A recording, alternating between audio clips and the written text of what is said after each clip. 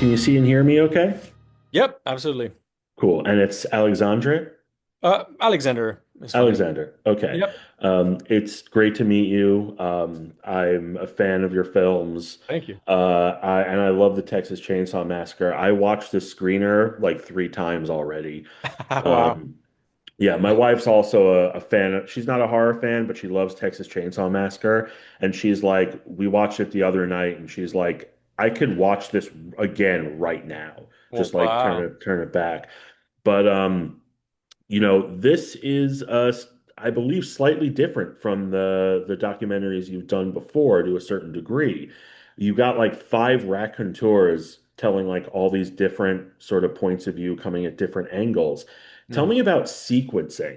Like I kind of get why Karyn Kusama is last. I could watch like a master class of her talking about it, but what went into deciding who goes when?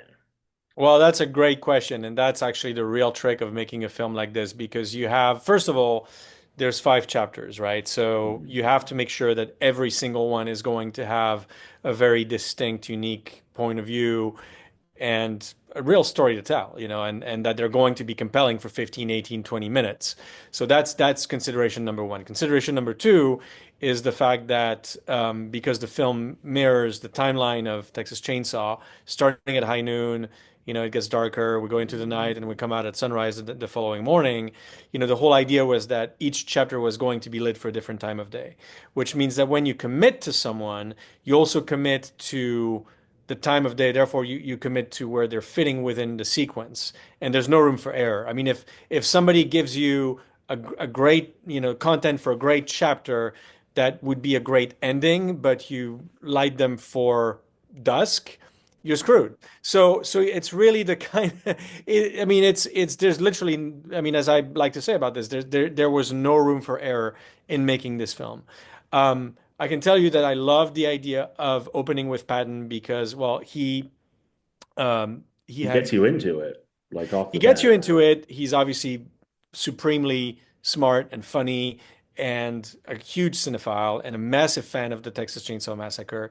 And, this was thanks to our editor, David Lawrence, who had pointed me to this great article that he wrote about the poetry of trailer recutters, specifically on one trailer of the Texas Chainsaw Massacre in the New Yorker years ago. And when I read it, I thought, my gosh, he would make an amazing chapter. And so I love the idea of opening on Patton because he's literally the last guy you would expect to start a film on the Texas Chainsaw Massacre, let alone the 50th anniversary film, right? So immediately for me, it's a way, and this is something that I like to do in my films, is to kind of pull the rug from beneath the feet of the audience and immediately subvert the expectations. It's like this is not at all the film you think it's going to be, so therefore people have no idea where we're going. Um, Karyn, I'd worked with her before. Obviously, I've known her for many years at this point. And I knew I had the confidence that she was going to be able to stick the landing, sort of provide this grand statement about America and the importance and the significance of the Texas Chainsaw Massacre. So I felt confident putting her at the end. The others happened kind of serendipitously, and there was a fair amount of risk taking. The trickiest one was Stephen King because we I couldn't bet. film him in an environment that we wanted, to sort of create this illusion of the house. And so we had to go film him in Florida in his guest house, which looks nothing at all like this expressionistic version of the Sawyer house. But so I this is where the idea of putting him in the basement, if you will, resonated with me. So we just went with that, and it worked really well. But yeah, no, thanks for asking because that's I think the whole trick of this movie is the illusion of it and the sequencing of it, and I'm really proud of that. Yeah, I noticed a little like psycho light next to his head. I don't know how specific of a reference that was going to be, but I'm like, it all ties back to Mr. Ed Gein. Yep. But you partially answered this already, but it really feels like this is a film that's in your subject's hands.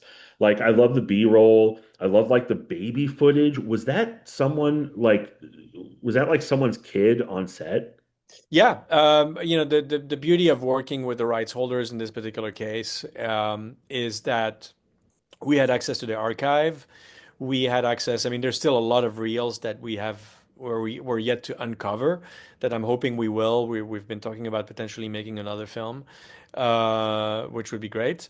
But we transferred all these outtakes and made some incredible discoveries. So yeah, that shot of the kid, that was, behind the scenes footage. It was someone's kid. Nobody knows whose kid it was, but presumably a crew member, obviously. Uh, Hopefully. yeah, well, hopefully, yeah. But it's an amazing shot for sure. Yeah.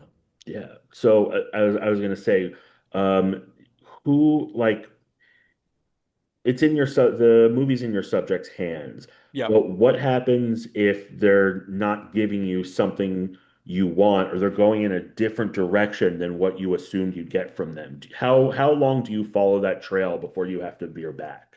Well, they will never give you what you think they're going to give you, and this is why I call my interviewing style, it's like jazz. You're riffing on a topic. My job is not to lead them somewhere.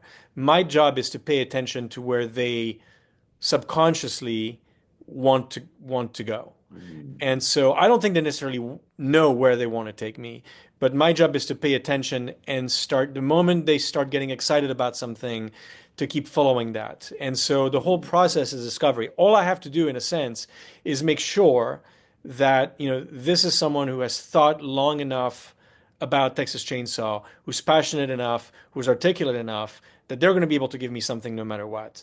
What they're going to give me is, you know, they don't know and I don't know, but the interview process itself, can be substantial. I mean, sometimes all I need is an hour, sometimes it can be 3.5 hours.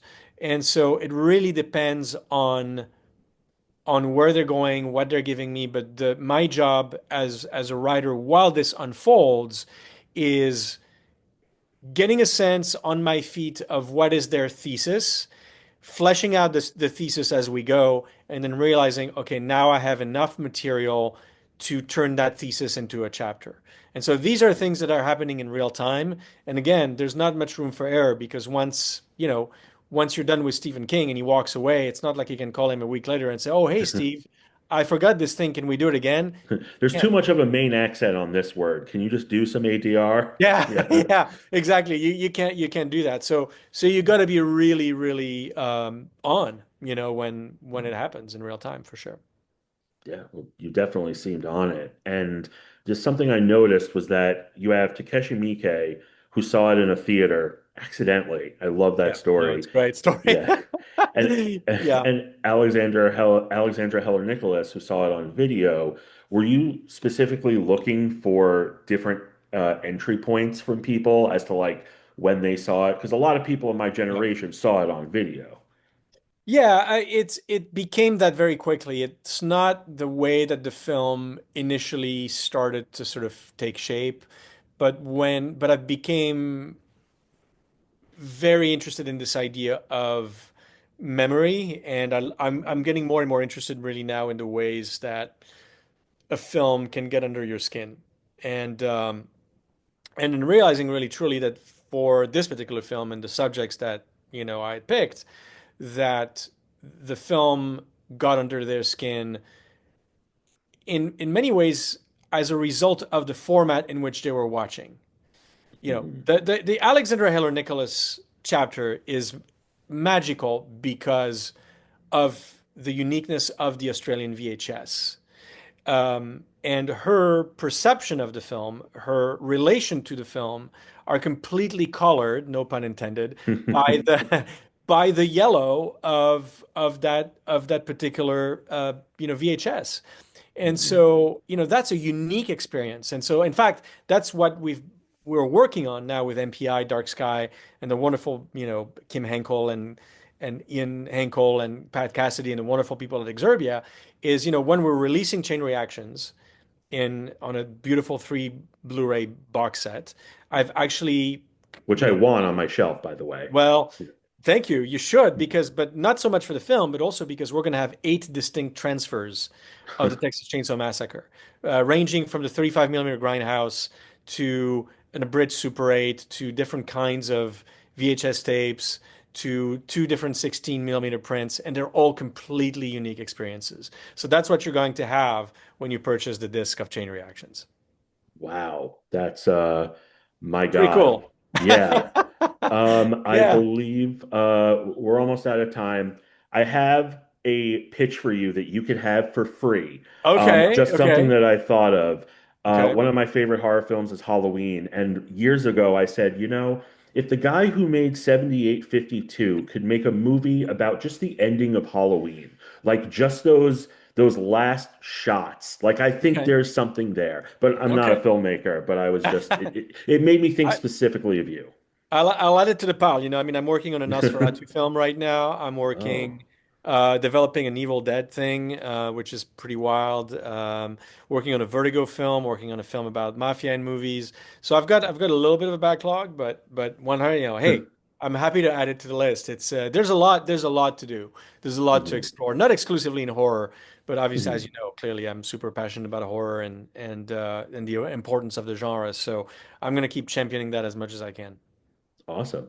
Well, this has been incredible, man. I'm looking My forward to the pleasure. director's commentary on the Blu-ray. So, It's there. yeah, Yeah, yeah, for sure. awesome. So, thanks for your Thank you very time, much. and say hi to Ted and Mike at the screening tomorrow. Oh, I will. I can't Yeah, wait. I can't yeah, wait. it's Yeah. gonna be fun. Awesome. Thank you. Appreciate it, man. Take And care. Thanks, Lowell.